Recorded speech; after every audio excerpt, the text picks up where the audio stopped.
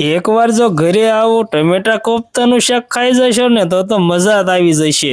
સૌથી પહેલા એક શાકાની મદદથી બધા ટમેટાને આ રીતે સ્ટફ કરી લેવાના અને આ વચ્ચેનો ભાગ કાઢી લેવાનો।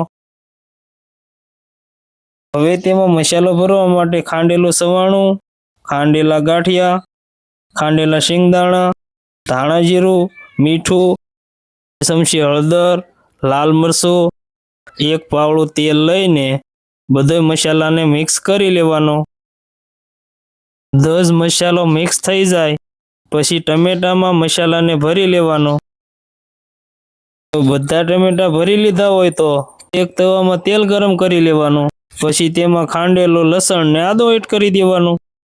કાપેલી ડુંગળી એડ કરી દેવાની। ટમેટાની ગ્રેવી એડ કરી દેવાની। સ્વાદ પ્રમાણે મીઠું પણ એડ કરી દેવાનું। હવે તેમાં 1 ચમચી ધાણા જીરું, હળદર, લાલ મરચું અને થોડુંક પાણી એડ કરી દેવાનું જેથી કરીને આપણું મરચું બળે નહીં। હવે જે મસાલો વધ્યો હોય એ પણ એડ કરી દેવાનો। હવે તેમાં 1 કળશો પાણી એડ કરી દેવાનો। ઉફાળો આવે એટલે બધા ટમેટાને એમાં એડ કરી દેવાના છે। ટમેટા એડ કરીને એને સીબું ઢાંકી દેવાનું। હવે 2 થી 3 મિનિટ પછી આપણું શાક બનીને તૈયાર થઈ ગયું। હવે તેને નીચે ઉતારીને તેમાં કોથમરી એડ કરી દેવાની।